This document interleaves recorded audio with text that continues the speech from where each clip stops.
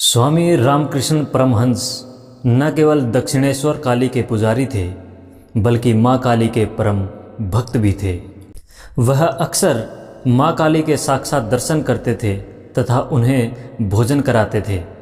सौभाग्य से वही स्वामी विवेकानंदा के गुरु भी हुए। नमस्कार, भक्ति कथा और कहानी में आपका स्वागत है।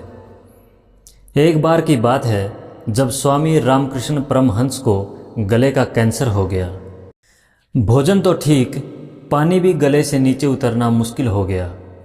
अपने गुरु को ऐसी अवस्था में देख स्वामी विवेकानंद और उनके अन्य शिष्य बड़े दुखी होते थे। स्वामी विवेकानंद से उनकी यह दशा देखी नहीं गई, अतः एक दिन उन्होंने अपने गुरुदेव से कहा, गुरुदेव, कब तक इस दर्द को यूं सहन करते रहेंगे? आप माँ काली से क्यों नहीं कहते? क्षण भर में आपका गला ठीक हो जाएगा।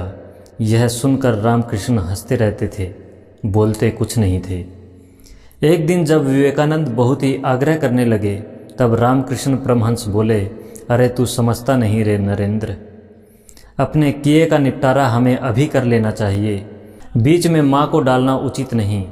अगर मैंने इसे माँ की कृपा से अभी टाल दिया तो इसके निपटारे के लिए फिर से आना पड़ेगा। इसलिए जो हो रहा है वही ठीक है, उसमें व्यवधान डालना उचित नहीं।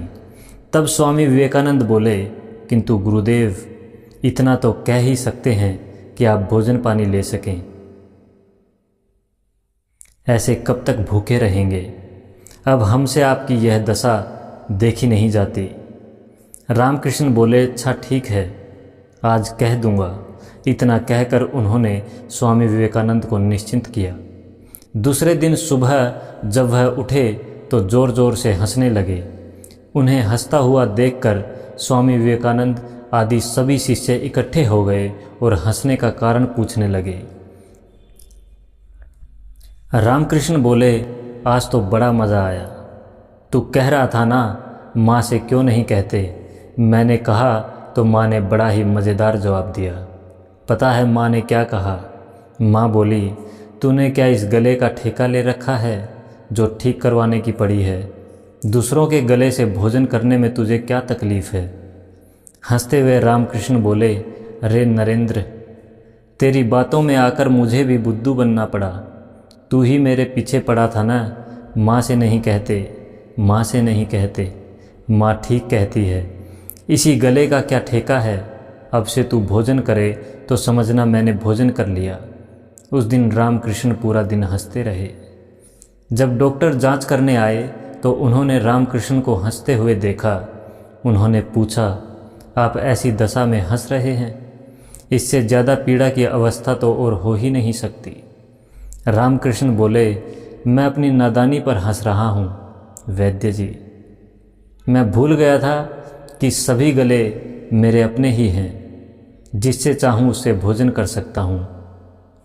अब इस एक गले के लिए क्या जिद करना? यही होती है सच्चे संत की पहचान।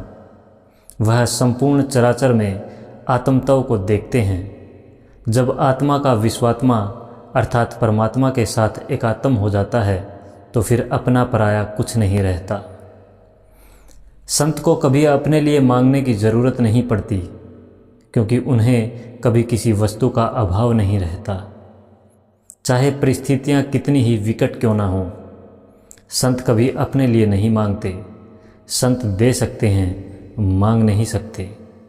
जो यदि संत ने मांग लिया तो उनका संतत्व समाप्त हो जाता है। इतिहास उठाकर देख लीजिए, संत ने जिसके सिर पर हाथ रख दिया उसे क्या से क्या बना दिया। समर्थ गुरु रामदास ने सामान्य से लड़के शिवा को छत्रपति शिवाजी बना दिया। आचार्य चाणक्य ने गलियों में खेलने वाले एक लड़के को पकड़ लिया और सम्राट चंद्रगुप्त मौर्य बना दिया। नरेंद्र को ही देख लीजिए। रामकृष्ण परमहंस ने उन्हें स्वामी विवेकानंद बना दिया, जिन्हें सदियों तक लोग याद करेंगे। संत वह पारस है जो जिस पर कृपा कर दे उसे सोना बना दे। जय हिंद।